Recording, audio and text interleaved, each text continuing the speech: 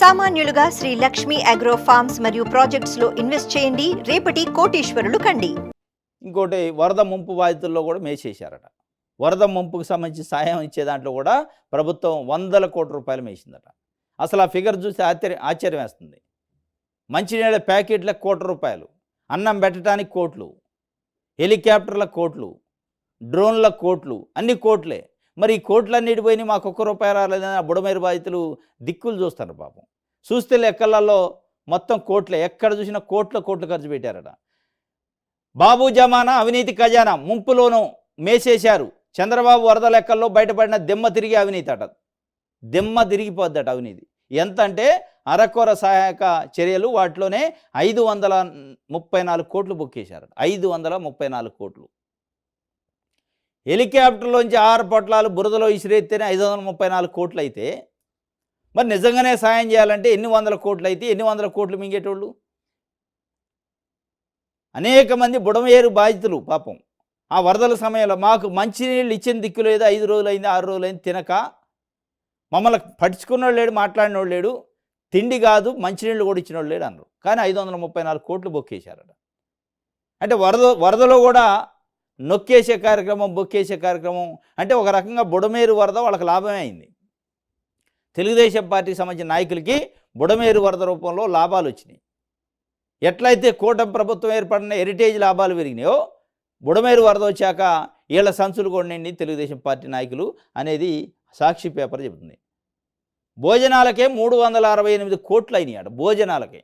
అదే మాకు కడుపు ఎండిపోయింది, తిండి పెట్టినోడు లేడని జనం అంటుంటే, మీరు ఇచ్చిన భోజనాలు కుక్కలకి ఇసిరేసినట్టు హెలికాప్టర్ల నుంచి ఇసిరేస్తే బురద పాలైతే 368 కోట్లు ఎట్లయినాయి అది ఇవాళ ప్రజలు మాట్లాడుతున్నారు. 368 కోట్లు భోజనాలకట.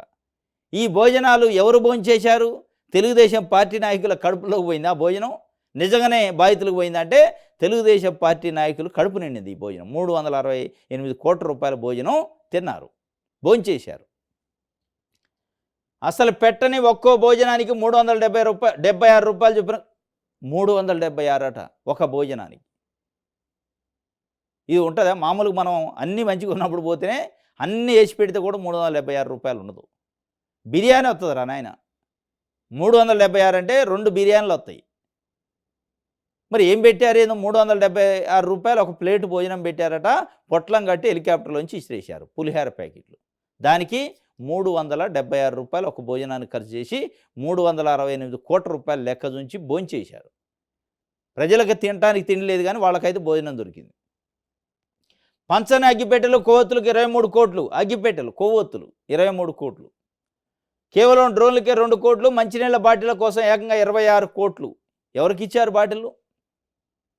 ఎవరికి మీరు ఇచ్చింది బాటిళ్ళు? చంద్రబాబు నాయుడు గారికి ఇచ్చారా? ఆయన తిరిగిండు కదా, హిమాలయ వాటర్ ఏదో తాగుతురు కదా, అవి ఇచ్చారా? 26 కోట్ల మంచినీళ్ళకి. ఏం మంచినీళ్ళు ఇచ్చారు మీరు? ఎవరికి ఇచ్చారు అని అంటే సమాధానం లేదు. ఇది మంచినీళ్ళ బాటిల కోసం ఏకంగా 26 కోట్లు. వాటికి అంత ఖర్చు అవుతుందా అని ప్రశ్నిస్తుంది జనం. అవన్నీ ఎక్కడ పంచారని బాధితుల నిలదీసినా సుఖం లేదు. అయిపోయాయి, భోంచేశారు, కడుపులో పోయింది వస్తాదిగా. తిన్నారు మొత్తం సంచులు నింపుకునే. ఇలా ఒక రకంగా బుడమేరు వరద కూడా వాళ్ళకి కలిసి వచ్చింది. తెలుగుదేశం పార్టీకి ఆదాయం పెరిగింది నాయకులకి అనేది అర్థమవుతుంది ఈ వార్తను బట్టి. బుడమేరు గేట్లు ఎత్తి బెజవాడ నిండా ముంచిన చంద్రబాబు సర్కారు ఆదుకోండి మహాప్రభు అని వేడుకునేందుకు వచ్చిన వరద బాధితుల కలెక్టరేట్ గేట్లు మూసి నిర్భయంగా గాలికి వదిలేసింది. కానీ అదే వరద పేరు చెప్పి పాలకులు 100 కోట్లు కొల్లగొట్టారు.